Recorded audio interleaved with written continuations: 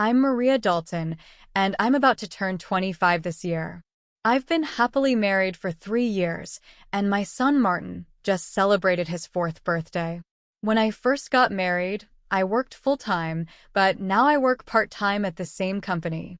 My husband, Kevin, is 30 years old, so he's 3 years older than me.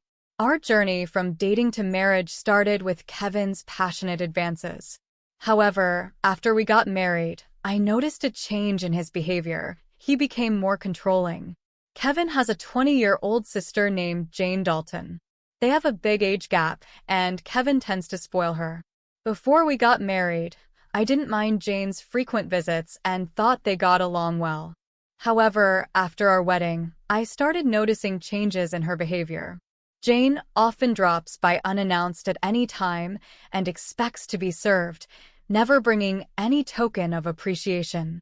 Despite Jane's changes, Kevin expects me to accommodate her demands. Jane acts like I'm invisible, only addressing Kevin with a casual, "Brother, I'm here again." Even if I haven't prepared for an additional guest, I end up serving dinner to Jane. Kevin, instead of understanding, blames me and insists I should have been more considerate. Although Jane apologizes verbally, it's clear she enjoys Kevin's preferential treatment. I often end up with leftovers, preparing my own meal while Kevin and Jane chat on the sofa, leaving the dining table messy. They never acknowledge Martin or me, treating us more like hired help than family. One evening, as I was about to take a bath with Martin, Kevin interrupted loudly, instructing me to buy a cake for Jane, despite it being late. Jane insisted on having it immediately. Kevin blamed me for the delay, so I reluctantly headed to the cake shop with Martin in tow. Overhearing their conversation, I learned they were criticizing me for being inconsiderate and questioning Kevin's decision to marry me. Meanwhile, Martin, though unable to grasp their words, sensed the tension in our relationship. Suppressing my emotions, I asked him about his cake preference, and he cheerfully requested one with lots of fruits. Our trip to the cake shop was filled with discussions about cakes, momentarily pushing aside Kevin's harsh words. We arrived just before closing time and fortunately found the cake Jane desired. We purchased 2 cakes, including the fruit-loaded one Martin wanted. Back home, I served the cakes to Jane and Kevin, then prepared Martin's cake and headed to the dining room. As soon as I placed it in front of Martin, Jane pointed and expressed her desire for that cake. Before I could react, Kevin moved Martin's chosen cake in front of Jane, disregarding Martin's protests. Kevin justified his action by claiming he bought the cake with his earnings and had the right to choose. Unable to contain my emotions any longer, I voiced my dissatisfaction. In response, Kevin threatened me with divorce. Martin, who had stopped crying, anxiously held my hand and then, after some thought, said, "Mom, I also love cake with strawberries on it." "Yes, it's really delicious," while eating the cake Jane initially wanted. Feeling that Martin was enduring too much, I lifted his cake plate just as Jane reached for it. I took Martin to the next room to protect him from further distress, so he could enjoy his cake in peace. Kevin apologized to Jane, saying he was sorry for being stingy. Despite wanting to retort, I held back for Martin's sake. Watching Martin innocently enjoy his cake was a heartwarming sight. After finishing the cake, we decided to have a late bath and sleep in Martin's bed. The next morning, I discovered Jane had already left. As I prepared breakfast, I heard Martin crying. Shockingly, his piggy bank, a gift from my father, was broken and the saved money was gone. Martin, who always said good night to the piggy bank, was heartbroken. When I questioned Kevin about it, he casually mentioned that Jane needed some money, so she took it from the piggy bank. Holding a crying and shaking Martin, I felt his pain so acutely that I cried with him. It was painful to witness Kevin prioritizing and caring for his sister more than our son. Expressing my anger and sadness, I confronted Kevin, breaking my usual silence on arguments in front of Martin. Without a word, Kevin went to the bedroom and returned with something shocking in hand: divorce papers. I discovered the hidden divorce papers that Kevin had tucked away somewhere. In a sudden burst, he confronted me, shoving the papers at me before storming out of the house with a loud bang. Martin, who had never cried over the issues with Kevin and Jane, seemed to have reached his limit, crying since last night. Unable to bear seeing Martin so hurt, I suggested skipping daycare for the day, and he happily agreed with a loud yes, showing a faint smile. We spent the day playing and bonding. Martin brought a picture book from the shelf, sat on my lap, and happily remarked, "The teacher at the nursery today was Mama, right?" He looked like an angel. His little heart seemed filled with patience. I decided to make the day special by taking a day off from work. Despite causing potential trouble at my workplace, they kindly understood the situation and granted me a day off. In the morning, we visited the park, played hide and seek, and had fun in the sandbox and on the slide. When we returned home for lunch, Martin appeared sleepy. Usually, he napped by himself, but today he fell asleep on my lap, just like when he was a baby. Though I initially thought of doing household chores during his nap, I decided that today was special. Instead, I allowed myself to be healed by his peaceful sleeping face and gentle breathing. However, my serene moment was abruptly interrupted by a noise from the entrance, indicating the front door had opened. As it wasn't Kevin's usual time to come home, I became suspicious. I quickly hid in the bedroom closet, clutching Martin. A voice echoed through the house, and to my surprise, it was Jane. Trembling with fear, I listened as she searched for something, expressing frustration over not finding it. Jane then made a phone call, mentioning Kevin and discussing their unsuccessful search. After hearing her lock the front door and leave, I put Martin to bed and contemplated the strange events. I couldn't comprehend why Jane had entered the house and what they were looking for. Suddenly, Kevin seemed like a stranger, and I felt a mix of disgust and fear towards him. Swiftly packing essentials for Martin and myself, we headed to the station and took a train to my parents' house. Fortunately, their home was nearby, just 2 stations away. Although I hadn't contacted them beforehand, my parents sensed something from my expression and welcomed us without asking questions. I shared the entire ordeal with my parents, including my fear of staying at our house due to Kevin and Jane's actions. Upon hearing my story, my mother suggested that Jane might have been looking for my belongings, possibly cash or cards. This made sense, especially given my past experience as a successful CEO in the handmade goods industry. I had entrusted the company to friends when I decided to prioritize raising my child after getting married. Although I still worked part-time and communicated with the company from home, Kevin was unaware that I was still the CEO. I discovered the hidden divorce papers that Kevin had tucked away. I suspected that he thought I had a decent amount of savings. While I've mentioned to him that I still receive some assistance from the company, I've deliberately kept the details about being the CEO and my savings private. This secrecy stems from realizing early in our marriage that Kevin struggles with managing money and tends to spend everything he earns. Kevin at first provided only $200 a month for food expenses and even suggested I quit my job to become a full-time housewife. However, with the financial strain of raising Martin and only $200 for food, I never agreed to be a full-time housewife. Eventually, he reluctantly allowed me to work part-time. To ensure I wouldn't consider divorce, Kevin had me sign a post-marital property waiver through a lawyer. Since Martin's birth, I used my savings for his nursery fees and clothes, as I've only received $200 for food. I've never asked Kevin for additional funds beyond the food budget, leading him to believe I have savings. Considering Jane's apparent need for money and Kevin's perception of my financial situation, they might be searching for my cash cards. I have a separate savings account dedicated to Martin, with a portion of my salary directly deposited into it each month. Despite their search, they won't find the cash cards as I always carry my valuables with me. However, there's still an unsettling issue. Jane might be entering our house even when we're not there, and Kevin may be allowing it. Following my father's advice, I decided to store my valuables, including the cash cards, in my parents' safe. As I pondered their need for money, Martin approached my father, crying over his broken piggy bank and the shattered promise of saving up. My father, angered by Martin's story, vowed to call Kevin. My mother suggested finding out their purpose calmly, as Kevin's mention of divorce might shift blame to us, making the divorce more favorable for him. To ascertain their purpose, I decided to record their conversation.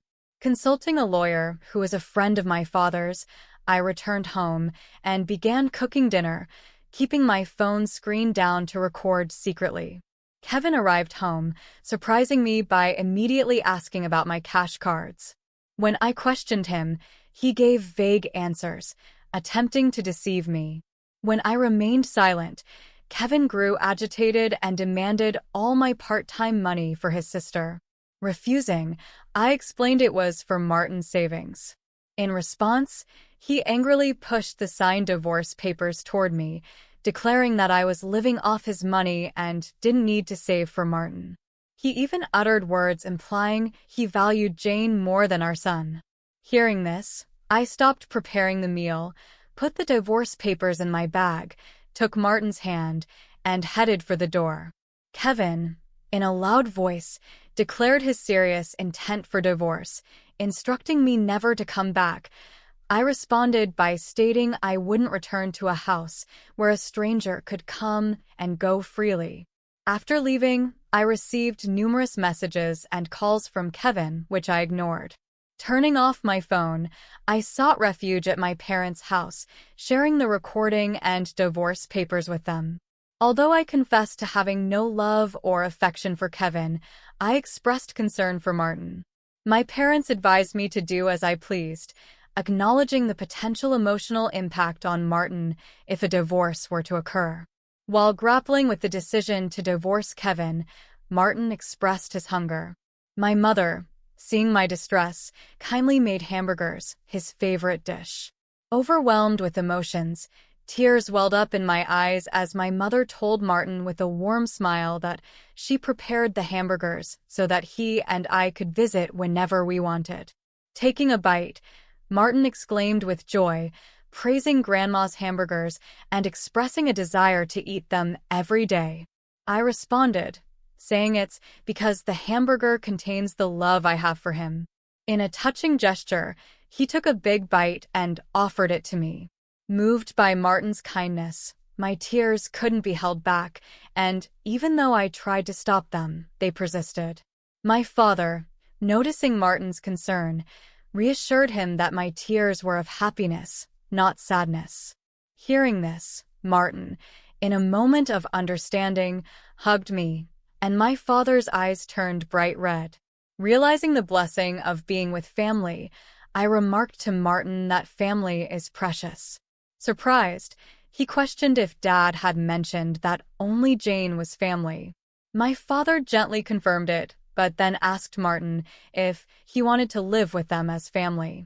With a laugh, Martin happily agreed, making everyone smile naturally. Despite contemplating divorce, the meal felt so happy that I finally decided to part ways with Kevin. I planned to inform Martin about it, and even though discussing it weighed heavily on my heart, Martin seemed to grasp the situation. Happily, he expressed the desire to live as a family, embracing the pet dog and calling him his younger brother, despite the dog being older.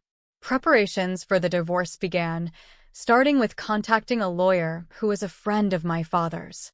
The next day, we formalized the contract, and my father and Martin shared comforting laughter while I lay in bed reminiscing about my childhood.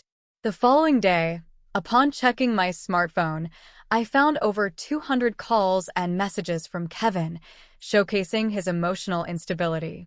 Exhausted, I turned off my phone. With the lawyer's assistance, we explained the situation to my parents. Jane had accumulated significant debt from a casino and shopping addiction, and Kevin acted as her guarantor, planning to use my savings.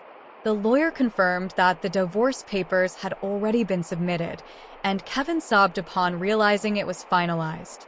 Despite expecting disagreements about child support, he signed a pledge to pay $340 to Martin every month. In a subsequent call from Kevin, his tone lacked aggression, and he calmly admitted to financial manipulation and explained his complex feelings toward Jane. I firmly asserted my decision not to reconsider and heard his faint sobbing before he wished me happiness and hung up, remaining strong until the end. Embracing the new chapter in our lives, Martin and I settled into a peaceful routine at my parents' house. My parents provided unwavering support, ensuring Martin felt loved and secure.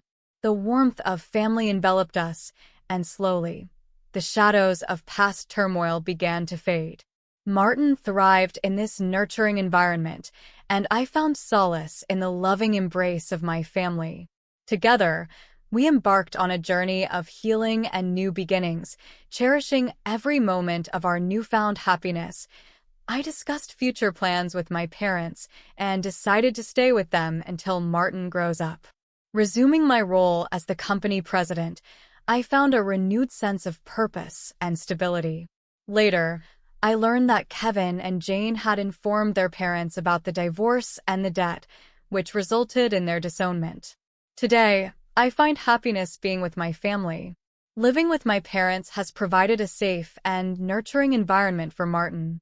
He thrives with the constant love and attention from his grandparents, and I feel a profound sense of relief knowing he is in a stable home. Returning to my role as president of the handmade goods company has been empowering. My colleagues welcomed me back with open arms, and I found joy in reconnecting with my passion for the business. Balancing work and family life has been challenging but deeply rewarding. Martin often spends his days playing in the garden with our dog, his younger brother, and enjoying his grandmother's delicious meals. My parents' home is filled with laughter and warmth, a stark contrast to the tense environment we left behind. Despite the initial struggles, our days are now filled with simple joys and meaningful moments. My parents and I often sit together in the evenings, sharing stories and planning for the future. Martin's laughter echoes through the house, a constant reminder of the love and support that surrounds us. Reflecting on our journey, I realize how far we've come. The pain and uncertainty of the past have been replaced by a strong sense of security and hope. Our family bonds have grown stronger, and we face each day with renewed strength and optimism. In the end, the challenges we faced only made us more resilient. I am grateful for the unwavering support of my parents and the opportunity to create a loving and stable home for Martin. Together, we look forward to a bright future, filled with love, laughter, and endless possibilities. I discussed future plans with my parents and decided to stay with them until Martin grows up. Resuming my role as the company president, I found a renewed sense of purpose and stability. Later, I learned that Kevin and Jane had informed their parents about the divorce and the debt, which resulted in their disownment. Today, I find happiness being with my family. Living with my parents has provided a safe and nurturing environment for Martin. He thrives with the constant love and attention from his grandparents, and I feel a profound sense of relief knowing he is in a stable home. Returning to my role as president of the handmade goods company has been empowering. My colleagues welcomed me back with open arms, and I found joy in reconnecting with my passion for the business. Balancing work and family life has been challenging but deeply rewarding. I am able to work from home a few days a week, allowing me to spend quality time with Martin while ensuring the company continues to thrive. Martin often spends his days playing in the garden with our dog, his younger brother, and enjoying his grandmother's delicious meals. My parents' home is filled with laughter and warmth, a stark contrast to the tense environment we left behind. Martin has started attending a nearby preschool, where he has made new friends and is learning new things every day. His teachers often comment on his cheerful disposition and eagerness to help others. Despite the initial struggles, our days are now filled with simple joys and meaningful moments. My parents and I often sit together in the evenings, sharing stories and planning for the future. Martin's laughter echoes through the house, a constant reminder of the love and support that surrounds us. On weekends, we enjoy family outings to the park or local museums, creating cherished memories together. Reflecting on our journey, I realize how far we've come. The pain and uncertainty of the past have been replaced by a strong sense of security and hope. Our family bonds have grown stronger, and we face each day with renewed strength and optimism. My parents have been a pillar of support, providing guidance and comfort during challenging times. They often remind me of the importance of self-care and encourage me to take time for myself, whether it's reading a book, going for a walk, or simply relaxing with a cup of tea. In the end, the challenges we faced only made us more resilient. I am grateful for the unwavering support of my parents and the opportunity to create a loving and stable home for Martin. Together, we look forward to a bright future filled with love, laughter, and endless possibilities. Martin often talks about his dreams and aspirations, and I am committed to supporting him in every way possible. Whether he wants to be an astronaut, a teacher, or an artist, I will be there to encourage and guide him. As we move forward, I am determined to provide the best life possible for Martin. I have started saving for his college education and am exploring various extracurricular activities that he might enjoy. From music lessons to sports, I want him to have the opportunity to discover his passions and develop his talents.